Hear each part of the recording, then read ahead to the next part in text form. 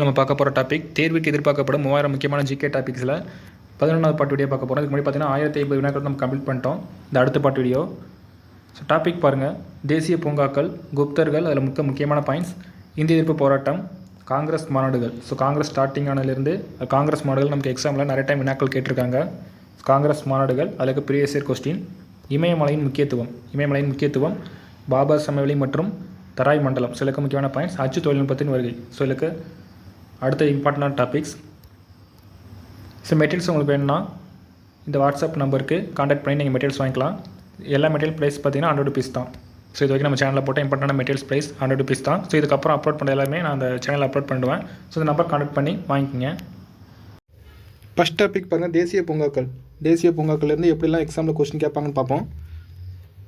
பாருங்கள், 1052வது வினா. இதுக்கு முன்னாடி 1050 வினாக்கள் கம்ப்ளீட் பண்ணிட்டோம். கார்பெட் தேசிய பூங்கா எங்கே அமைந்துள்ளது? கார்பெட் தேசிய பூங்கா உத்தரகாண்டில் இருக்குது. நிறுவப்பட்ட ஆண்டு பார்த்தீங்கன்னா 1936ஆம் ஆண்டு. கார்பெட் தேசிய பூங்கா உத்தரகாண்ட் 1936ஆம் ஆண்டு நிறுவப்பட்டது. அடுத்து பாருங்கள், துத்வா தேசிய பூங்கா உத்தரப்பிரதேசத்தில் இருக்குது. இது 1976ஆம் ஆண்டு நிறுவப்பட்டது. துத்வா தேசிய பூங்கா உத்தரப்பிரதேசம் 1977.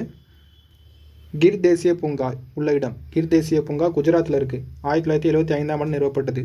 கிர் தேசிய பூங்கா குஜராத் 1975ஆம் ஆண்டு. கன்ஹா தேசிய பூங்கா எங்கு அமைந்துள்ளது? கன்ஹா தேசிய பூங்கா மத்திய பிரதேசம் 1955ஆம் ஆண்டு. கன்ஹா தேசிய பூங்கா மத்திய பிரதேசம் 1955. சுந்தர்பன்ஸ் தேசிய பூங்கா அமைந்துள்ள இடம். சுந்தர்பன்ஸ் தேசிய பூங்கா மேற்கு வங்காளம் 1984ஆம் ஆண்டு. சுந்தர்பன்ஸ் தேசிய பூங்கா மேற்கு வங்கம் 1984ஆம் ஆண்டு. கிண்டி தேசிய பூங்கா எங்கு அமைந்துள்ளது? கிண்டி தேசிய பூங்கா சென்னை 1976ஆம் ஆண்டு. கிண்டி தேசிய பூங்கா சென்னை 1976ஆம் ஆண்டு. மன்னார் வளைகுடா தேசிய பூங்கா உள்ள இடம். ராமநாதபுரம் 1980ஆம் ஆண்டு. மன்னார் வளைகுடா தேசிய பூங்கா ராமநாதபுரம் 1980ஆம் ஆண்டு. இந்திரா காந்தி தேசிய பூங்கா அமைந்துள்ள இடம். இந்திரா காந்தி தேசிய பூங்கா கோயம்புத்தூர் 1989ஆம் ஆண்டு நிறுவப்பட்டது. இந்திரா காந்தி தேசிய பூங்கா கோயம்புத்தூர் 1989ஆம் ஆண்டு. அடுத்து பாருங்கள், முதுமலை தேசிய பூங்கா நீலகிரி. இது 1990. அதே மாதிரி முக்கூத் தேசிய பூங்காவும் நீலகிரி, இதுவும் 1990. முதுமலை மற்றும் முக்கூத்தி தேசிய பூங்கா நீலகிரி 1990ஆம் ஆண்டு நிறுவப்பட்டது. இந்தியாவில் தொடங்கப்பட்ட முதல் தேசிய பூங்கா கார்பெட் தேசிய பூங்கா. ஸோ ஆல்ரெடி பார்த்தோம், 1936ஆம் ஆண்டு நிறுவப்பட்டிருக்கும். கார்பெட் தேசிய பூங்கா உள்ள இடம் உத்தரகாண்ட். இந்தியாவில் தொடங்கப்பட்ட முதல் தேசிய பூங்கா கேட்டாங்கன்னா கார்பெட் தேசிய பூங்கா உத்தரகாண்ட் 1936ஆம் ஆண்டு நிறுவப்பட்டது. காசிரங்கோ தேசிய பூங்கா அமைந்துள்ள இடம். காசிரங்கோ தேசிய பூங்கா அசாமில் உள்ளது. காசிரங்கா தேசிய பூங்கா அசாம். அடுத்து பாருங்கள், அமைதி பள்ளத்தாக்கு எங்கே உள்ளது? அமைதி பள்ளத்தாக்கு கேரளா. ரவிக்குளம் தேசிய பூங்கா அமைந்துள்ள இடம். ரவிக்குளம் தேசிய பூங்கா கேரளா. அமைதி பள்ளத்தாக்கு மற்றும் ரவிக்குளம் தேசிய பூங்கா கேரளா. கெய்புல் லாம்ஜோ தேசிய பூங்கா உள்ள இடம். கெய்புல் லாம்ஜோ தேசிய பூங்கா. ஸோ இது பார்த்தீங்கன்னா மணிப்பூரில் இருக்குது. கெய்புல் லாம்ஜோ தேசிய பூங்கா மணிப்பூர். அடுத்து பாருங்கள், ரத்தம்பூர் தேசிய பூங்கா அமைந்துள்ள இடம். ரத்தம்பூர் தேசிய பூங்கா அமைந்துள்ள இடம் ராஜஸ்தான். மகாத்மா காந்தி கடல் தேசிய பூங்கா எங்கே உள்ளது? மகாத்மா காந்தி கடல் தேசிய பூங்கா அந்தமான் நிக்கோபார் தீவு. மகாத்மா காந்தி கடல் தேசிய பூங்கா அந்தமான் நிக்கோபார் தீவு. மலர் பள்ளத்தாக்கு அமைந்துள்ள இடம் உத்தரகாண்ட். மலர் பள்ளத்தாக்கு உத்தரகாண்ட். வால்மீகி தேசிய பூங்கா உள்ள மாநிலம் எது? வால்மீகி தேசிய பூங்கா. ஸோ இது பார்த்தீங்கன்னா பீகார். வால்மீகி தேசிய பூங்கா பீகார். ராஜாஜி தேசிய பூங்கா உள்ள இடம். ராஜாஜி தேசிய பூங்கா உள்ள இடம் உத்தரகாண்ட். ஸோ இதுக்கு முன்னாடி கார்பெட் தேசிய பூங்கா பார்த்தோம். அதே மாதிரி ராஜாஜி தேசிய பூங்கா. ஸோ ரெண்டும் பார்த்தீங்கன்னா உத்தரகாண்ட். அடுத்து பாருங்கள், பானர்கட்டா தேசிய பூங்கா அமைந்துள்ள இடம். பானர்கட்டா தேசிய பூங்கா கர்நாடகா. இந்திராவதி தேசிய பூங்கா அமைந்துள்ள இடம். இந்திராவதி தேசிய பூங்கா சத்தீஸ்கர்.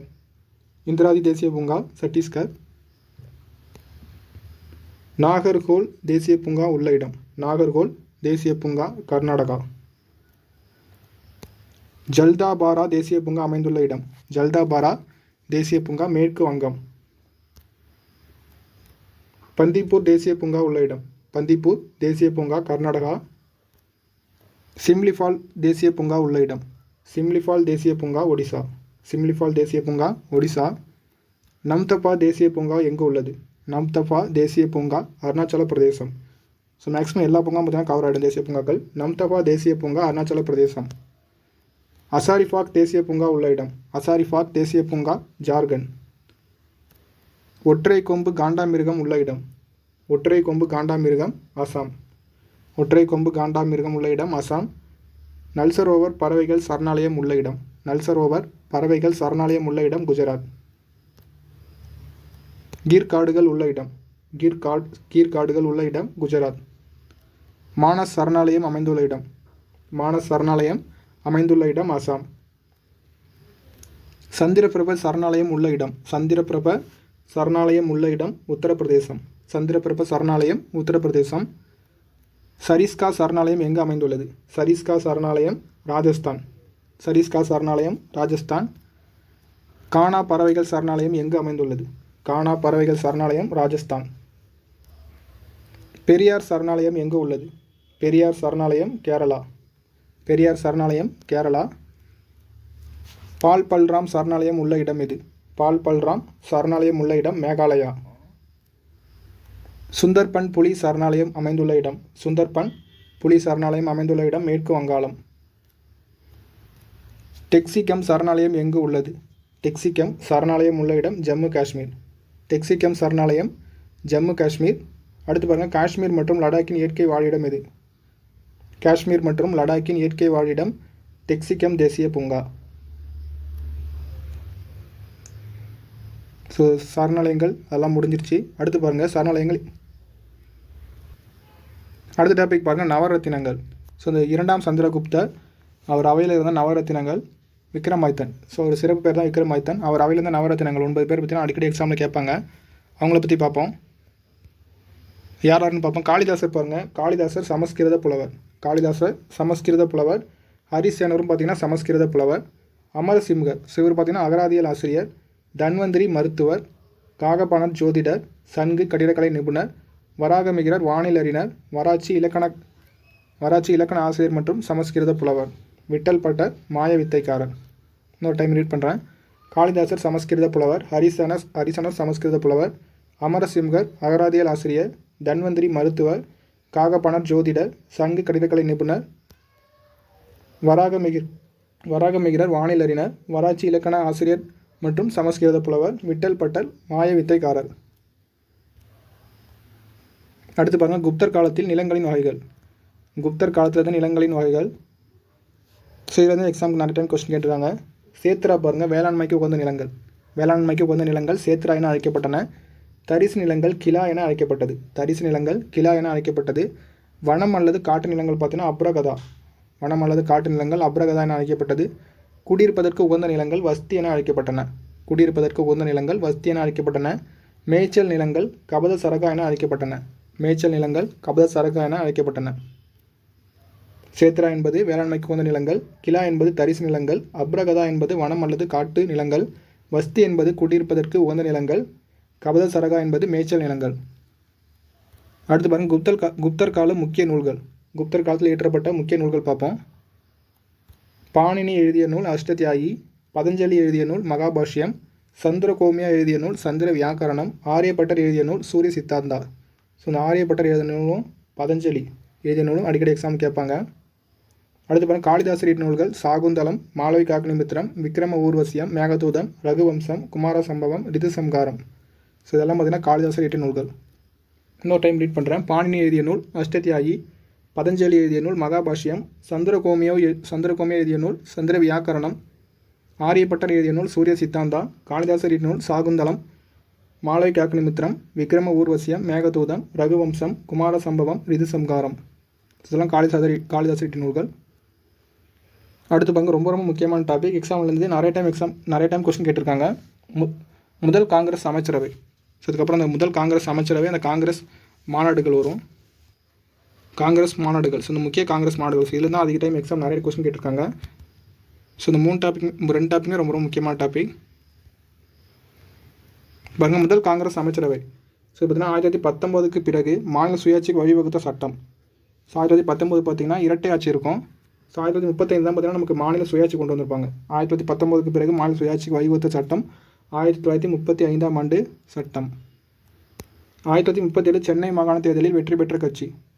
ஸோ 1930 பார்த்தீங்கன்னா காங்கிரஸ். சென்னை மாகாணத்தில் அதுக்கு முன்னாடி பார்த்தீங்கன்னா சுயராஜ்ய கட்சி ஒரு டைம் வந்திருப்பாங்க. அதுக்கு முன்னாடி நீதி கட்சி தான் அதிகமாக இருந்திருக்கும். ஸோ சென்னை மாகாண தேர்தலில் ஃபஸ்ட் டைம் பார்த்தீங்கன்னா காங்கிரஸ் பங்கேற்பாங்க.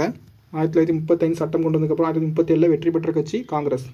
1937 சென்னை மாகாண தேர்தலில் படுதோல்வி சந்தித்த கட்சி.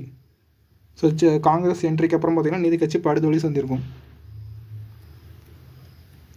சென்னை மாகாணத்தில் முதல் காங்கிரஸ் அமைச்சரவையை அமைத்தவர். சென்னை மாகாணத்தில் முதல் காங்கிரஸ் அமைச்சரவை அமைத்தவர் ராஜாஜி. 1937 முதல் காங்கிரஸ் அமைச்சரவை ராஜாஜி. ஸோ இரண்டாம் உலகப்போர் காரணமாக பார்த்தீங்கன்னா 1939 ராஜினாமா பண்ணியிருப்பாங்க எல்லாருமே. ராஜாஜி மதுவிலக்கை எங்கே அறிமுகம் செய்தார்? ராஜாஜி மதுவிலக்கை அறிமுகம் செய்த இடம் சேலம். அப்போயே பார்த்தீங்கன்னா ஸ்டார்டிங்கில் ஃபஸ்ட் டைம் மதுவில் கொண்டு வந்திருப்பார் சேலத்தில். சென்னை மாகாணத்தில் விற்பனை வரியை அறிமுகம் செய்தவர். சென்னை மாகாணத்தில் விற்பனை வரியை அறிமுகம் செய்தவர் கேட்டாங்கன்னா ராஜாஜி. ஸோ இதான் ஃபஸ்ட் டைம் விற்பனை வரியும் அறிமுகம் செய்திருப்பார். அடுத்து பாருங்கள், இந்திய எதிர்ப்பு போராட்டம். இதில் முக்கியமான பாயிண்ட்ஸ் பார்ப்போம். பள்ளிகளில் இந்தி மொழியை கட்டாய பாடமாக அறிமுகம் செய்தவர். பள்ளிகளில் இந்தி மொழியை ஃபஸ்ட்டு கொண்டு வந்தது பார்த்திங்கன்னா ராஜாஜி தான் கொண்டு வந்திருப்பார். தமிழ் மொழிக்கும் பண்பாட்டிற்கும் தீங்கு விளைவிக்க ஆரிய வட இந்தியர்களால் சுமத்தப்பட்டதாக மக்கள் கருதியது இந்தி திணிப்பு. பெரியார் இந்தி எதிர்ப்பு மாநாட்டை நடத்திய இடம் சேலம். ஸோ ராஜாஜி பார்த்திங்கன்னா சேலத்தில் மதுவிலக்கு அறிமுகம் செய்திருப்பார். அதே மாதிரி இந்திய எதிர்ப்பு மாநாடு பார்த்திங்கன்னா பெரியார் சேலத்தில் நடத்தியிருப்பார். சென்னை மாகாணத்தில் இந்திய எதிர்ப்பு போராட்டத்திற்கு ஆதரவளித்த முக்கிய அமைப்புகள் ஒடுக்கப்பட்டோர் அமைப்பு மற்றும் முஸ்லீம் லீக். ஸோ ரெண்டும் பார்த்திங்கன்னா இந்திய எதிர்ப்பு போராட்டத்திற்கு சென்னை மாநிலத்தில் ஆதரவளித்திருப்பாங்க. இந்திய எதிர்ப்பு போராட்டத்தின் போது சிறையில் மரணம் அடைந்த போராட்டக்காரர்கள் தாளமுத்து மற்றும் நடராஜன். இந்திய எதிர்ப்பு போராட்டத்தின் போது சிறையில் மரணமடைந்த போராட்டக்காரர்கள் தாளமுத்து மற்றும் நடராஜன். இந்திய எதிர்ப்பு போராட்ட ஊர்வலம் திட்டமிடப்பட்ட இடம் திருச்சியிலிருந்து சென்னை வரை பார்த்தீங்கன்னா திட்டமிடப்பட்டது. இதுவே உப்பு சத்தியாகிரகம் பார்த்திங்கன்னா சென்னையில் திருச்சியிலேருந்து வேதாரண்யம் வரை வரும். ஸோ நமக்கு இந்திய எதிர்ப்பு போராட்டம் திருச்சியிலேருந்து சென்னை வரை. அடுத்து பாருங்கள், வெள்ளையனே வெளியேறு இயக்கம். ஸோ இது சென்னை மாநிலத்தில் மட்டும் பார்ப்போம். வெள்ளையனே வெளியேறு இயக்க தீர்மானம் நடைபெற்றது. ஸோ எப்போ நிறைவேற்றப்பட்டதுன்னா 1942 ஆகஸ்ட் 8ஆம் தேதி. ஸோ பம்பாயில் பார்த்தீங்கன்னா நிறைவேற்றப்பட்டிருக்கும். 1942 ஆகஸ்ட் 8 பம்பாய். செய் அல்லது செத்து மடி என்பது யாருடைய முழக்கம்? பார்த்தீங்கன்னா காந்தியின் முழக்கம். ஸோ இந்த முழக்கம் பார்த்தீங்கன்னா இவர் ஃபஸ்ட்டு அதுக்கு முன்னாடி அகிம்சையான வழி தான் ஃபாலோ பண்ணியிருப்பார். செய்யலை செத்துமடி. ஸோ லாஸ்ட்டாக அவர் கொண்டு வந்தது தான் வெள்ளையனே வெளியேறு இயக்கத்தில் செய்யலை செத்துமடி காந்தி முழங்கியிருப்பார். வெள்ளையனே வெளியேறு இயக்கத்திற்காக காவல்துறை கண்ணில் படாமல் காமராசர் தப்பிய ரயில் நிலையம். ஸோ இவர் மட்டும் பார்த்தீங்கன்னா எஸ்கேப் ஆகிருப்பார். அரக்கோணத்தில் எஸ்கேப் ஆகிருப்பார். அடுத்து பாருங்கள், முக்கிய காங்கிரஸ் மாநாடுகள். ஸோ இதுலேருந்து நிறைய டைம் எக்ஸாம் கொஸ்டின் கேட்டிருக்காங்க. காங்கிரஸ் மாநாடுகள் இது வரைக்கும் தேர்வில் கேட்கப்பட்ட மொத்த வினாக்களும் பார்ப்போம். 1126. 1885ஆம் ஆண்டு பம்பாயில் நடைபெற்ற காங்கிரஸ் மாநாட்டிற்கு தலைமை வகித்தவர். 1885 பார்த்தீங்கன்னா WC பானர்ஜி தலைமை வைத்திருப்பார். ஸ்டார்டிங்கில் இவர் தான் தலைமை வைத்திருப்பார். இதில் கலந்து கொண்ட மொத்த பிரதிநிதிகள் சுய எக்ஸாம் கேட்டுருக்காங்க. 72 பேர் பார்த்தீங்கன்னா கலந்துருப்பாங்க. அது சென்னை மாகாணத்தை சேர்ந்தவருக்கு கேட்டாங்கன்னா 22 பேர். 72 பேரில் 22 பேர் சென்னை மாகாணம். பம்பாயில் நடைபெற்றதில் முதல் காங்கிரஸ் மாநாட்டில் முதல் தீர்மானத்தை கொண்டு வந்தவர். முதல் காங்கிரஸ் மாநாட்டில் முதல் தீர்மானம் யாருடைய கேட்டாங்கன்னா ஜி சுப்பிரமணிய ஐயருடையது. முதல் காங்கிரஸ் மாநாட்டில் முதல் தீர்மானம் ஜி சுப்பிரமணிய ஐயர். 1886ஆம் ஆண்டு கல்கத்தாவில் நடைபெற்ற காங்கிரஸ் மாநாட்டிற்கு தலைமை வகித்தவர். 1886 கல்கத்தா காங்கிரஸ் மாநாடு. ஸோ இது பார்த்தீங்கன்னா தாத்தாபாய் நவ்ரோஜி. ஸோ இந்த மாநாட்டில் பார்த்தீங்கன்னா டஃப்ரின் பிரபு விருந்து கொடுத்துருப்பார். 1886 கல்கத்தா காங்கிரஸ் மாநாடு, தாத்தாபாய் நவ்ரோஜி தலைமை. 1887ஆம் ஆண்டு சென்னையில் நடைபெற்ற மாநாட்டுக்கு தலைமை வகித்தவர். ஸோ இது பார்த்தீங்கன்னா பக்ருதீன் தியாப்ஜி. முதல் முஸ்லீம் தலைவர் கேட்டாங்க. முதல் முஸ்லீம் தலைவர் காங்கிரஸ் மாநாட்டில் முதல் முஸ்லீம் தலைவர் கேட்டாங்கன்னா பக்ருதீன் தியாப்ஜி. 1887ஆம் ஆண்டு சென்னையில் நடைபெற்றது. பக்ருதீன் தியாப்ஜி தலைமை. ஸோ இதில் பார்த்தீங்கன்னா 607 மொத்த உறுப்பினர்கள் பார்த்தீங்கன்னா 607 பேர். அது சென்னை மாகாண உறுப்பினர் கேட்டாங்கன்னா 362 பேர் சென்னை மாகாண உறுப்பினர்கள். அடுத்து பாருங்கள், 1888ஆம் ஆண்டு அலகாபாத்தில் நடைபெற்ற காங்கிரஸ் மாநாட்டிற்கு தலைமை வகித்தவர். 1888ஆம் ஆண்டு அலகாபாத் காங்கிரஸ் மாநாடு, ஜார்ஜ் யூலே. ஸோ இது பார்த்தீங்கன்னா முதல் ஆங்கிலேய தலைவர். ஸோ முதல் ஆங்கிலேய தலைவர் 1888 அலகாபாத் காங்கிரஸ் மாநாடு, ஜார்ஜ் யூலே. 1896ஆம் ஆண்டு கல்கத்தாவில் நடைபெற்ற மாநாட்டிற்கு தலைமை வகித்தவர். 1896 கல்கத்தா காங்கிரஸ் மாநாடு தலைமை வகித்தவர் எம். ரஹ்மதுல்லா சயானி. ஸோ இப்போ தான் தேசிய பாடலான வந்தே மாதரம் இப்போ தான் பாடப்பட்டிருக்கும். 1896 தான் கல்கத்தா நாடு. புக்கில் இருக்க கொஸ்டின் இது. 1896 கல்கத்தா காங்கிரஸ் மாநாடு. தேசிய பாடல் வந்தே மாதரம் பாடப்பட்ட எந்த மாநாடுன்னு கேட்பாங்க. 1896 கல்கத்தா காங்கிரஸ் மாநாடு இதுவும் கேட்கலாம். ஸோ தலைமை மேக்ஸிமம் கேட்க மாட்டாங்க. தேசிய பாடலான வந்தே மாதரம் எந்த காங்கிரஸ் மாநில பாடப்பட்டதுன்னு கேட்டாங்கன்னா 1896 காங்கிரஸ் மாநாடு, கல்கத்தா காங்கிரஸ் மாநாடு. ஸோ அதை மட்டும் ஞாபகம் வச்சுங்க.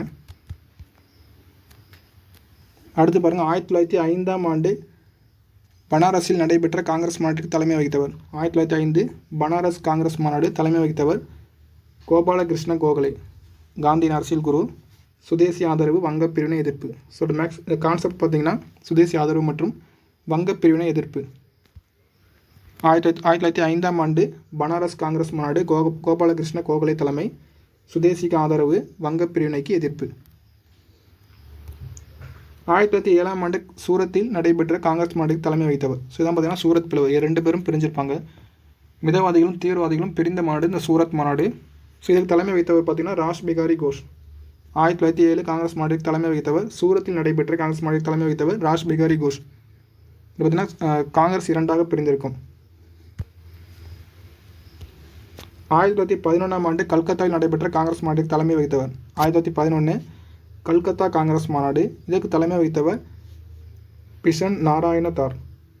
1911 கல்கத்தா காங்கிரஸ் மாநாடு, பிஷன் நாராயண தார்.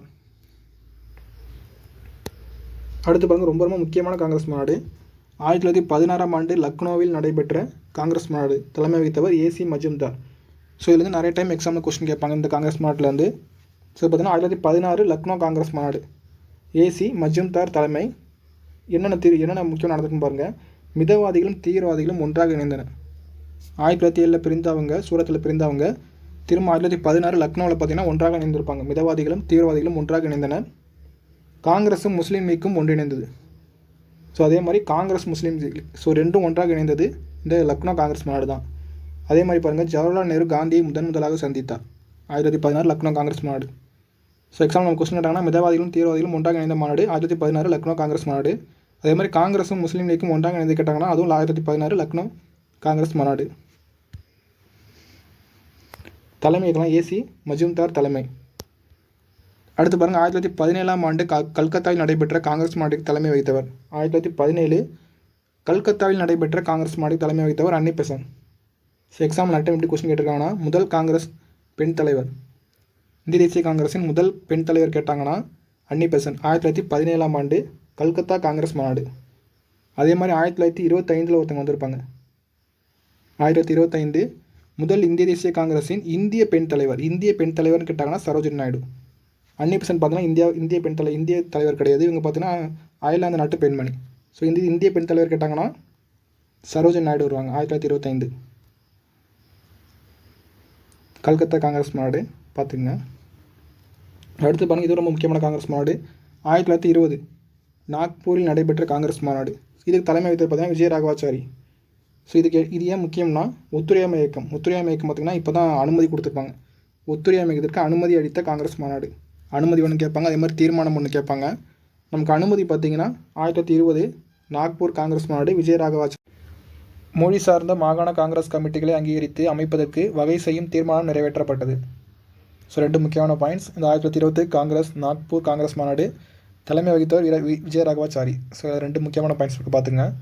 அடுத்து பாருங்கள், 1924 பெல்காமில் நடைபெற்ற காங்கிரஸ் மாநாட்டுக்கு தலைமை வகித்தவர். ஸோ இதோட தலைமை பார்த்திங்கன்னா காந்தி தலைமை. ஸோ முதல் தலைமை வகித்திருப்பார் இவர். 1924 பெல்காம் நடைபெற்ற காங்கிரஸ் மாநாட்டுக்கு தலைமை வகித்தவர் காந்தி. அடுத்து பாருங்கள், ரொம்ப முக்கியமான வினா, நிறைய டைம் கேட்கப்பட்ட வினா தேர்வில். 1925 கான்பூரில் நடைபெற்ற காங்கிரஸ் மாநாட்டுக்கு தலைமை வகித்தவர் சரோஜினி நாயுடு. ஸோ இதுக்கு முன்னாடி நம்ம அன்னி பெசன்ட் பார்த்தோம். கொல்கத்தா காங்கிரஸ் மாநாடு 1917. அதே மாதிரி 1925 கான்பூரில் நடைபெற்ற காங்கிரஸ் மாநாட்டுக்கு தலைமை வகித்தவர் சரோஜினி நாயுடு. ஸோ நம்ம கொஸ்டின் எப்படி வரும்னா, காங்கிரஸின் முதல் இந்திய பெண் கேட்பாங்க. காங்கிரஸின் முதல் பெண் கேட்க மாட்டாங்க, முதல் இந்திய பெண். இந்த வார்த்தை மென்ஷன் பண்ணியிருந்தாங்கன்னா சரோஜினி நாயுடு 1925. அடுத்து பாருங்கள், 1928 கல்கத்தாவில் நடைபெற்ற காங்கிரஸ் மாநாட்டுக்கு தலைமை வகித்தவர். 1928 கல்கத்தா காங்கிரஸ் மாநாடு, தலைமை வகித்தவர் மோதிலால் நேரு. ஸோ எதற்காகனா நேரு அறிக்கை. ஸோ நேரு அறிக்கை ரிலீஸ் பண்ணியிருப்பார், இந்த அரசியலமைப்பு சார்ந்த கோரிக்கை. 1928 கல்கத்தா காங்கிரஸ் மாநாடு, மோதிலால் நேரு அறிக்கை. அடுத்து பாருங்கள், ரொம்ப இது முக்கியமான காங்கிரஸ் மாநாடு 1929 லாகூர் காங்கிரஸ் மாநாட்டுக்கு தலைமை வகித்தவர்.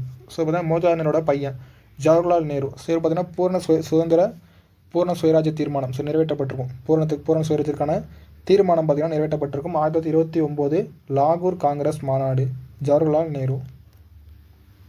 அடுத்து பாருங்கள் 1931ஆம் ஆண்டு கராச்சியில் நடைபெற்ற காங்கிரஸ் மாநாட்டுக்கு தலைமை வகித்தவர். ஸோ இதுனா வல்லபாய் பட்டேல். சில முக்கியமான தலைவர்கள், அதனால் எக்ஸாம் கேட்கலாம். 1931 கராச்சியில் நடைபெற்ற காங்கிரஸ் மாநாடு வல்லபாய் பட்டேல். ஸோ இது எதுக்கு பார்த்தீங்கன்னா அடிப்படை உரிமை பற்றிய தீர்மானம் நிறைவேற்றப்பட்டது.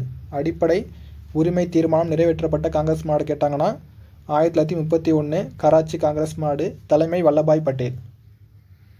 அடுத்து பாருங்கள் 1934ஆம் ஆண்டு பம்பாயில் நடைபெற்ற காங்கிரஸ் மாநாட்டுக்கு தலைமை வகித்தவர். 1934 பம்பாயில் நடைபெற்ற காங்கிரஸ் மாநாட்டுக்கு தலைமை வகித்தவர் ராஜேந்திர பிரசாத். ஸோ இந்தியாவோட முதல் குடியரசுத் தலைவர், அதே மாதிரி அரசியலமைப்பு நிர்ணய சபையின் தலைவராகவும் இருந்திருப்பார். ஸோ 1934ஆம் ஆண்டு பம்பாய் காங்கிரஸ் மாநாடு, ராஜேந்திர பிரசாத் தலைமை. 1934 பம்பாய் காங்கிரஸ் மாநாடு, ராஜேந்திர பிரசாத் தலைமை. அடுத்து பாருங்கள் 1930, இதுவும் முக்கியமானது, 1938-39 ரெண்டும் பார்த்தீங்கன்னா நேதாஜி இருந்திருப்பார். 1938ஆம் ஆண்டு திரிபுரா காங்கிரஸ் மாநாடு, சுபாஷ் சந்திர போஸ். ஸோ இது பார்த்தீங்கன்னா திட்ட கமிஷன் நேரு தலைமையில் உருவாக்கப்பட்டது. ஆனால் தோல்வி அடைந்திருக்கும். 1938 திரிபுரா காங்கிரஸ் மாநாடு, சுபாஷ் சந்திர போஸ் தலைமை. திட்ட கமிஷன் நேரு தலைமையில் உருவாக்கப்பட்டது. அதே மாதிரி 1939ஆம் ஆண்டு திரிபுரா காங்கிரஸ் மாநாடு. ஸோ இதுவும் பார்த்தீங்கன்னா சுபாஷ் சந்திர போஸ் தலைமை. ஸோ ரெண்டுமே ரிலேட்டட் கொஸ்டின் தான். 1938-39 சுபாஷ் சந்திர போஸ் தலைமை, திரிபுரா காங்கிரஸ் மாநாடு. ஸோ இந்த 39 பாருங்கள். ஸோ 38 திட்ட கமிஷன் பற்றி பார்த்தோம். அதே மாதிரி 39 பார்த்தீங்கன்னா சுபாஷ் சந்திர போஸ் பதவியை ராஜினாமா செஞ்சிருப்பார். ஸோ ரீசன் என்னென்னு பார்த்தீங்கன்னா காந்தி வேட்பாளர் தோற்கடிக்கப்பட்டிருப்பார். அதனால் சுபாஷ் சந்திர போஸ் பதவியை ராஜினாமா செஞ்சிருப்பார். ராஜேந்திர பிரசாத் தலைமையேற்றிருப்பார். ஸோ இதுக்கப்புறமா தான் ராஜேந்திர பிரசாத் தலைமையேற்றிருப்பார். சுபாஷ் சந்திர போஸ் ஃபார்வர்ட் ஃப்ளாக் கட்சியை ஸ்டார்ட் பண்ணி தண்ணி ரூட்டில் போயிருப்பார். அடுத்து பாருங்கள், அடுத்த வினா 1940ஆம் ஆண்டு ராம்காரில் நடைபெற்ற காங்கிரஸ் மாநாட்டுக்கு தலைமை வகித்தவர். 1940 ராம்காரில் நடைபெற்ற காங்கிரஸ் மாநாட்டுக்கு தலைமை வகித்தவர் மௌலானா அபுல் கலாம் ஆசாத். 1940 ராம்கார் காங்கிரஸ் மாநாடு, மௌலானா அபுல் கலாம் ஆசாத். ஸோ இளம் வயது காங்கிரஸ் தலைவரானவர் கேட்டாங்கன்னா மௌலானா அபுல் கலாம் ஆசாத். 1940 ராம்கார் காங்கிரஸ் மாநாடு. அடுத்து பாருங்கள் 1946ஆம் ஆண்டு மீரட்டில் நடைபெற்ற காங்கிரஸ் மாநாட்டுக்கு தலைமை வகித்தவர். 1946 மீரட்டில் நடைபெற்ற காங்கிரஸ் மாநாட்டுக்கு தலைமை வகித்தவர் ஜேபி கிருபலனி. ஸோ இவங்க பார்த்தீங்கன்னா சுதந்திரத்துக்கு முந்தைய காங்கிரஸின் கடைசி கூட்டம் பார்த்தீங்கன்னா இவங்க தலைமையில் தான் நடைபெற்றோம். கிருபலனி 1946. ஸோ நமக்கு சுதந்திரம் பார்த்தீங்கன்னா 1947 கிடச்சிருக்கோம். 1947 ஆகஸ்ட் 15. ஸோ அதுக்கு முன்னாடி பார்த்தீங்கன்னா 1946 கடைசி காங்கிரஸ் மாநாடு, சுதந்திரத்துக்கு முந்தைய காங்கிரஸின் கடைசி கூட்டம், ஜேபி கிருபலனி தலைமை, மீரட்டில் நடைபெற்ற காங்கிரஸ் மாநாடு. ஸோ பார்த்துங்க. அடுத்து பாருங்கள் 1947ஆம் ஆண்டு டெல்லியில் நடைபெற்ற காங்கிரஸ் மாநாட்டுக்கு தலைமை வகித்தவர். 1947 டெல்லியில் நடைபெற்ற காங்கிரஸ் மாநாட்டுக்கு தலைமை வகித்தவர் ராஜேந்திர பிரசாத். அடுத்து பாருங்கள் டிஎன்பிஎஸ்சி ப்ரீவியஸ் இயர் கொஸ்டின் பார்ப்போம். காங்கிரஸ் மாநாட்டிலேருந்து கொஸ்டின் எப்படி கேட்டிருக்காங்கன்னு பார்ப்போம். வெள்ளையனை வெளியேறு இயக்கத்தின் போது இந்திய தேசிய காங்கிரஸின் தலைவர் அபுல் கலாம் ஆசாத். அடுத்து பாருங்கள் இந்திய தேசிய காங்கிரஸின் முதல் பெண் தலைவர். ஸோ ஆல்ரெடி பார்த்தோம். இந்திய தேசிய காங்கிரஸின் முதல் பெண் தலைவர் அன்னி பெசன்ட். முதல் இந்திய பெண் தலைவர் சரோஜினி நாயுடு. காந்தி இருவின் ஒப்பந்தத்தை ஏற்றுக்கொண்ட மாநாடு கராச்சி மாநாடு. இந்திய தேசிய காங்கிரஸின் தோற்றுவித்தவர் ஆலன் ஆக்டேவியன் ஹியூம். இவர் தான் பார்த்தீங்கன்னா இந்திய தேசிய காங்கிரஸின் தந்தை என அழைக்கப்படுகிறார். ஒரு ஆங்கிலேயர். அடுத்து பாருங்கள் ஒத்துழையாமை இயக்கம் பற்றிய திட்டம் எந்த காங்கிரஸ் மாநாட்டில் ஏற்றுக்கொண்டது. ஸோ ஏற்றுக்கொள்ளப்பட்டது பார்த்திங்கன்னா நாக்பூர் காங்கிரஸ் மாநாடு. ஒத்துழையாமை இயக்கம் ஏற்றுக்கொள்ளப்பட்டது பார்த்தோம் ஆல்ரெடி, நாக்பூர் காங்கிரஸ் மாநாடு, விஜயராகவாச்சாரி தலைமை பார்த்தோம். அடுத்து பாருங்கள் சுபாஷ் சந்திர போஸ் எந்த 2 ஆண்டுகள் தொடர்ந்து காங்கிரஸ் தலைவராக இருந்தார். இதுவும் ஆல்ரெடி பார்த்துருந்தோம். 1938, 39 ரெண்டும் பார்த்தீங்கன்னா சுபாஷ் சந்திர போஸ் காங்கிரஸின் தலைமை. 37 பார்த்தீங்கன்னா திட்ட கமிஷன் அமைக்கப்பட்டிருக்கோம். 39 ராஜினாமா பண்ணிட்டு வெளில வந்திருப்பார். இந்திய தேசிய காங்கிரஸின் முதல் கூட்டத்தொடரில் கலந்து கொண்ட பிரதிநிதிகள். ஸோ ஆல்ரெடி பார்த்தோம்னா 22 பேர் பார்த்தீங்கன்னா இந்திய தேசிய காங்கிரஸ் முதல் கூட்டத்தில் பார்த்தீங்கன்னா கலந்துருப்பாங்க. அதில் 22 பேர் பார்த்தீங்கன்னா சென்னை மாகாணம். இந்திய தேசிய காங்கிரஸில் உள்ள படித்த இந்தியர்கள் குழுவினரை நுண்ணிய சிறுபான்மையினர் என்று கூறியவர். இந்திய தேசிய காங்கிரஸில் படித்த இந்திய குழுவினரை நுண்ணிய சிறுபான்மையினர் என்று கூறியவர் டஃப்ரின் பிரபு தான் கூறியிருப்பார். அடுத்து பாருங்கள் ஆல்ஃபிரட் வெப் தலைமையில் எந்த காங்கிரஸ் மாநாடு நடைபெற்றது. ஆல்ஃபிரட் வெப் தலைமையில் நடைபெற்ற காங்கிரஸ் மாநாடு 10வது காங்கிரஸ் மாநாடு. இது பார்த்திங்கன்னா 1894ஆம் ஆண்டு நடைபெற்றிருக்கும். அடுத்து பாருங்கள், எந்த காங்கிரஸ் மாநாட்டில் வந்தே மாதரம் பாடல் முதல் முறையாக பாடப்பட்டது? ஆல்ரெடி பார்த்துருந்தோம். எந்த காங்கிரஸ் மாநாட்டில் வந்தே மாதரம் பாடல் முதல் முறையாக பாடப்பட்டது? கல்கத்தா காங்கிரஸ் மாநாடு. 1896 நடைபெற்ற கல்கத்தா காங்கிரஸ் மாநாடு வந்தே மாதரம் பாடல் முதல் முறையாக பாடப்பட்டது. அடுத்து பாருங்கள், அடிப்படை உரிமைகள் மற்றும் பொருளாதார கொள்கை மீதான தீர்மானம் எந்த காங்கிரஸ் மாநாட்டில் நிறைவேற்றப்பட்டது? அடிப்படை உரிமைகள் மற்றும் பொருளாதார கொள்கை இப்போ பார்த்தீங்கன்னா கராச்சி காங்கிரஸ் மாநாடு பார்த்தோம். அடிப்படை உரிமைகள் கராச்சி காங்கிரஸ் மாநாடு. அடுத்து பாருங்கள், எந்த இந்திய தேசிய காங்கிரஸ் மாநாட்டில் மகாத்மா காந்தி அதன் தலைவராக்கப்பட்டார்? இதுவும் ஆல்ரெடி பார்த்துருந்தோம். மகாத்மா காந்தி தலைவராக்கப்பட்ட காங்கிரஸ் மாநாடு பெல்காம் காங்கிரஸ் மாநாடு. காங்கிரஸ் மாநாடுகள் முடிந்து அடுத்து பாருங்கள், இமயமலையின் முக்கியத்துவம். ஜியாகிரபிலேருந்து ஒரு டாபிக் பார்ப்போம். இமயமலையின் முக்கியத்துவம் பார்ப்போம். 1161 வினா, தென்மேற்கு பருவக்காற்றை தடுத்து வட இந்திய பகுதிக்கு கனமழையை கொடுக்கிறது. இமயமலை பார்த்தீங்கன்னா மேலே இருக்கும், வட இந்தியாவில் இருக்கும். தென்னிந்தியாவில் வீசக்கூடிய தென்மேற்கு பருவக்காற்று. ஸோ இதை தடுத்து பார்த்தீங்கன்னா வட இந்திய பகுதிகளுக்கு பெரும் மழையை கொடுக்கிறது இந்த இமயமலைகள். அடுத்த பயன் பாருங்கள், இந்திய துணைக்கண்டத்திற்கு இயற்கை அரணாக உள்ளது. இந்திய துணைக்கண்டத்தின் இயற்கை அரண். ஸோ பெருசாக இருக்கும். அதனால் பார்த்தீங்கன்னா பெருசாக இந்த புயல் காற்றெல்லாம் இங்கேருந்து வீசாது, தடுத்து நின்றுருக்கும். இந்திய துணைக்கண்டத்தின் இயற்கை அரண் கேட்டாங்கன்னா இமயமலை. அடுத்து பாருங்கள், வற்றாத நதிகளின் பிறப்பிடமாக உள்ளது. எடுத்துக்காட்டு சிந்து இருக்குது, கங்கை இருக்குது, பிரம்மபுத்திரா. ஸோ 3 இருந்தாலும் கங்கை தான் பார்த்தீங்கன்னா 2525 கிலோமீட்டர் இந்தியாவில் ஓடுது. ஸோ மற்ற ரெண்டும் பார்த்தீங்கன்னா கம்மி தான் ஓடுது. வற்றாத நதி. ஸோ இந்த நதி பார்த்தீங்கன்னா 3மே வற்றாத நதி. ரீசன் பார்த்தீங்கன்னா இது மழை காலத்தில் பார்த்தீங்கன்னா நம்ம தண்ணி மழை காலத்துலேயும் வரும், வெயில் காலத்தில் பார்த்தீங்கன்னா பனி உருகி ஸோ அப்பயும் தண்ணி வரும். ஸோ அதனால் வற்றாத நதியாக இருக்குது. அடுத்து பாருங்கள், இயற்கை அழகின் காரணமாக வடக்கு மலைகள் சுற்றுலா பயணிகளின் சொர்க்கமாக திகழ்கிறது. இயற்கை அழகின் காரணமாக வடக்கு மலைகள் சுற்றுலா பயணிகளின் சொர்க்கமாக திகழ்கிறது. பல கோடை வாழிடங்களும் புனித தலங்களான அமர்நாத், கேதார்நாத், பத்ரிநாத் மற்றும் வைஷ்ணவி தேவி கோயில்களும் இம்மாநிலத்தில் அமைந்துள்ளன. அடுத்து பாருங்கள், வனப்பொருட்கள் சார்ந்த தொழிலகங்களுக்கு மூலப்பொருட்களை அளிக்கிறது. மத்திய ஆசியாவிலிருந்து வீசும் கடும் குளிர்காலை தடுத்து இந்தியாவை குளிரிலிருந்து பாதுகாக்கிறது. ஸோ மத்திய ஆசியாவிலிருந்து வீசும் கடும் குளிர்காற்றை தடுத்து இந்தியாவை குளிரிலிருந்து பாதுகாக்கிறது. பல்லூர் மண்டலத்திற்கு பெயர் பெற்றவை. பல்லூர் மண்டலத்திற்கும் இமயமலை பெயர் பெற்றது. அடுத்து பாருங்கள், பாபர் சமவெளியில் இருக்க முக்கியமான பாயிண்ட்ஸ் பார்ப்போம். ஸோ இது பார்த்தீங்கன்னா அப்பப்போ எப்போயாவது எக்ஸாம் கேட்பாங்க. பாபர் சமவெளி இமயமலை ஆறுகளால் படிய வைக்கப்பட்ட பெரும் டேஸ் மற்றும் பலதரப்பட்ட படிகளால் ஆனது. மணல்கள் மற்றும் பலதரப்பட்ட படிவுகளால் ஆனது பாபர் சமவெளி. பாபர் சமவெளியின் படிவுகளில் டேஸ் அதிகமாக உள்ளதால் இதன் வழியாக ஓடும் சிற்றோடைகள் நீர் உள்வாங்கப்பட்டு மறைந்து விடுகின்றன. நுண்துளைகள் பார்த்திங்கன்னா அதிகமாக உள்ளது. பாபர் சமவெளியில் அதிகமாக உள்ளது நுண்துளைகள், அதனால் நீர் பார்த்திங்கன்னா மறைந்துவிடும். அடுத்து பாருங்கள், இதன் அகலம் மேற்கில் ஜம்மு அகன்றும் கிழக்கில் அசாம் குறுகியும் டேஸ் கிலோமீட்டர் முதல் டேஸ் கிலோமீட்டர் வரை உள்ளது. ஸோ ஜம்முவில் பார்த்திங்கன்னா இது 8 கிலோமீட்டர் முதல் குறுகியும், அதே பார்த்திங்கன்னா அசாமில் பார்த்திங்கன்னா அகன்றும் உள்ளது. 15 கிலோமீட்டர் அகன்றும் காணப்படுகிறது இந்த பாபர் சமவெளி. அடுத்து பாருங்கள், தராய் மண்டலம். இலக்க முக்கியமான பாயிண்ட்ஸ் பார்ப்போம். தராய் மண்டலம் டேஸ் கொண்ட பகுதியாகவும் காடுகள் வளர்வதற்கு பல்வேறு விதமான வனவிலங்குகள் வாழ்வதற்கும் ஏற்றதாக உள்ளது. ஸோ இது பார்த்திங்கன்னா அதிகப்படியான ஈரப்பதம் கொண்ட பகுதி. தராய் மண்டலம் பார்த்திங்கன்னா அதிகப்படியான ஈரப்பதம் கொண்ட பகுதியாக இருக்குது. ஸோ அதனால் காடுகள் வளர்வதற்கும் பல்வேறு விதமான விலங்குகள் வாழ்வதற்கும் ஏற்றதாக உள்ளது தராய் மண்டலம். அடுத்து பாருங்கள், தராய் மண்டலம் டேஸ் பகுதிக்கு தெற்கில் அமைந்துள்ளது. பாபர் பகுதிக்கு தெற்கில் அமைந்துள்ளது தராய் மண்டலம். தராய் மண்டலத்தின் அகலம் டேஸ் கிலோமீட்டர் முதல் டேஸ் கிலோமீட்டர் வரை காணப்படுகிறது. பார்த்திங்கன்னா 15 கிலோமீட்டர் முதல் 30 கிலோமீட்டர் வரை அகலம் காணப்படுகிறது தராய் மண்டலத்தின் அகலம். தராய் மண்டலம் டேஸ் பகுதியில் உள்ள பிரம்மபுத்திரா பள்ளத்தாக்கு பகுதியில் மிக அதிக மழை காரணமாக அகலமாக காணப்படுகிறது. கிழக்கு பகுதி தராய் மண்டலம். ஸோ பிரம்மபுத்திரா பகுதி, அந்த பகுதி பார்த்திங்கன்னா கிழக்கு பகுதியில் அதிக மழை காரணமாக அகலமாக காணப்படுகிறது. பெரும்பாலான மாநிலங்களில் டேஸ் வேளாண்மை சாகுபடிக்காக அழிக்கப்பட்டு வருகின்றன. தராய் காடுகள் பார்த்திங்கன்னா சாகுபடிக்காக அழிக்கப்பட்டு வருகின்றது. அடுத்து பாருங்கள், அச்சு தொழில்நுட்பத்தின் வருகை. சில முக்கியமான பாயிண்ட்ஸ் பார்ப்போம். அச்சிலேறிய முதல் இந்திய மொழி தமிழ் மொழி. அச்சிலேறிய முதல் இந்திய மொழி தமிழ். தம்பிரான் வணக்கம் என்னும் தமிழ் புத்தகம் வெளியிடப்பட்ட ஆண்டு 1578ஆம் ஆண்டு. தம்பிரான் வணக்கம் தமிழ் புத்தகம் வெளியிடப்பட்டது 1578ஆம் ஆண்டு. தம்பிரான் வணக்கம் என்னும் தமிழ் புத்தகம் வெளியிடப்பட்ட இடம் பார்த்தீங்கன்னா கோவா. தம்பிரான் வணக்கம் தமிழ் புத்தகம் வெளியிடப்பட்ட ஆண்டு 1578, வெளியிடப்பட்ட இடம் கோவா. முழுமையான அச்சகம் தமிழகத்தில் நிறுவப்பட்ட இடம். முழுமையான அச்சகம் தமிழகத்தில் நிறுவப்பட்ட இடம் தரங்கம்பாடி. நிறுவியவர் கேட்டாங்கன்னா சீகன் பால்கு நிறுவியிருப்பார். சீகன் பால்கு அச்சகத்தை நிறுவிய ஆண்டு. சீகன் பால்கு அச்சகத்தை தமிழகத்தில் நிறுவிய ஆண்டு 1709ஆம் ஆண்டு.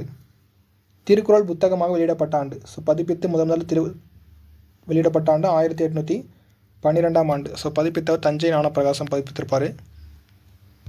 அடுத்து பாருங்கள், தமிழ் செவ்வியல் இலக்கியங்களை கண்டறிய தங்கள் வாழ்நாள் முழுவதும் செலவழித்தவர்கள். தமிழ் செவ்வியல் இலக்கியங்களை கண்டறிய தங்கள் வாழ்நாள் முழுவதும் செலவழித்தவர்கள் சி.வை. தாமோதரனார் மற்றும் உ.வே.சா. தமிழ் பதிப்புலகின் தலைமகன் மற்றும் உ.வே.சா பார்த்தீங்கன்னா தமிழ் தாத்தா. அடுத்து பாருங்கள், சி.வை. தாமோதரனார் காலம் 1832 டு 1901 வரை தாமோதரனார் காலம். தமிழ் தாத்தா காலம் பார்த்தீங்கன்னா உ.வே.சாவின் காலம் பார்த்தீங்கன்னா 1855 டு 1942 வரை. சி.வை. தாமோதரனார் பதிப்பித்து வெளியிட்ட நூல்கள்: தொல்காப்பியம், வீரசோழியம், இறையனார் அகப்பொருள், இலக்கண விளக்கம், கலித்தொகை, சூளாமணி. இதெல்லாம் பார்த்தீங்கன்னா சி.வை. தாமோதரனார் பதிப்பித்து வெளியிட்ட நூல்கள். தொல்காப்பியம், வீரசோழியம், இறையனார் அகப்பொருள், மீனாசுந்தரனாரின் மாணவர் எக்ஸாம் ஐட்டம் கேட்குற பாயிண்ட் உ.வே.சா. அடுத்து பாருங்கள், உ.வே.சா பதிப்பித்து வெளியிட்ட நூல்கள் பார்ப்போம். சீவக சிந்தாமணி 1887ஆம் ஆண்டு, 10 பட்டு 1889, சிலப்பதிகாரம் 1892, புறநானூறு 1894, புறப்பொருள் வெண்பாமாலை 1895, மணிமேகலை 1898, ஐங்குறுநூறு 1903, பதிற்றுப்பத்து 1904ஆம் ஆண்டு. சரி, ஒன்றை நல்லா பார்த்துங்க. அடுத்த பாயிண்ட் பாருங்கள், 1816 புனித ஜார்ஜ் கோட்டையில் கல்லூரி நிறுவியவர் யார்? 1816 புனித ஜார்ஜ் கோட்டையில் கல்லூரி நிறுவியவர் F.W. எல்லிஸ். தென்னிந்திய மொழிகள் தனிப்பட்ட மொழி குடும்பத்தை சார்ந்தவை, அவை இந்திய ஆரிய மொழி குடும்ப மொழிகளோடு தொடர்பில்லாது என்றவர். தென்னிந்திய மொழிகள் தனிப்பட்ட மொழி குடும்பத்தை சார்ந்தவை, அவை இந்திய ஆரிய மொழிகளோடு மொழி குடும்ப மொழிகளோடு தொடர்பில்லாது என்றவர் F.W. எல்லிஸ். இதுவே திராவிட மொழிகளின் ஒப்பியல் இலக்கணம். ஸோ நூல் பார்த்தீங்கன்னா ஐட்டம் எக்ஸாமில் கேட்குற பாயிண்ட் கால்டுவெல் இட்டிருப்பார். திராவிட மொழிகளின் ஒப்பியல் இலக்கணம் கால்டுவெல். திராவிட மொழிகளின் ஒப்பியல் இலக்கணம் வெளியிடப்பட்ட ஆண்டு 1856ஆம் ஆண்டு. திராவிட மொழிகளுக்கிடையில் நெருக்கமான ஒப்புமை இருப்பதையும் அப்படிப்பட்ட ஒப்புமை சமஸ்கிருதத்தில் இல்லை என்பதை விளக்கியவர் கால்டுவெல். திராவிட மொழிகளுக்கிடையில் நெருக்கமான ஒப்புமை இருப்பதையும் அப்படிப்பட்ட ஒப்புமை சமஸ்கிருதத்தில் இல்லை என்பதை விளக்கியவர் கால்டுவெல். அடுத்த பாயிண்ட் பாருங்கள், தமிழ்நாட்டில் திராவிட உணர்வு தோன்றி வளர்வதற்கு தமிழ் மறுமலர்ச்சி பங்களிப்பு செய்தது என்ற கருத்து இடம்பெறும் நூல் மனோன்மணியம். தமிழ்நாட்டில் திராவிட உணர்வு தோன்றி வளர தமிழ் மறுமலர்ச்சி பங்களிப்பு செய்தது. ஸோ இந்த கருத்து இடம்பெறும் நூல் மனோன்மணியம். அடுத்து பாருங்கள், மனோன்மணியத்தின் ஆசிரியர் சுந்தரனார். நடைமுறையில் இருந்த இந்து சமய பழமைவாதத்தை கேள்விக்குள்ளாக்கியவர் ராமலிங்க அடிகளார். நடைமுறையில் இருந்த இந்து சமய பழமைவாதத்தை கேள்விக்குள்ளாக்கியவர் ராமலிங்க அடிகளார். தமிழிசை வரலாறு குறித்த நூல்களை வெளியிட்டவர் ஆபிரகாம் பண்டிதர். அடுத்து பாருங்கள், காலனி சக்தியை எதிர்கொள்வதற்காக பொதுடைமைவாதத்தையும் சமத்துவத்தையும் வளர்த்தவர். காலனி சக்தியை எதிர்கொள்வதற்காக பொதுடைமைவாதத்தையும் சமத்துவத்தையும் வளர்த்தவர் சிங்காரவேலர். ஒடுக்கப்பட்ட மக்கள் உரிமைக்கு பகுத்தறிவு சித்தாந்தத்தை உயர்த்தி பிடித்தவர்கள் ஐதுதாச பண்டிதர் மற்றும் பெரியார். ஒடுக்கப்பட்ட மக்கள் மேக்ஸிமம் பெரியார், ஐதுதாச தான். அது தமிழகத்தில் பகுத்தறிவு சித்தாந்தத்தை உயர்த்தி பிடித்தவர்கள் ஐதுதாசர் மற்றும் பெரியார். ஸோ அவ்வளோதான், கம்ப்ளீட் ஆகிடுச்சு வீடியோ.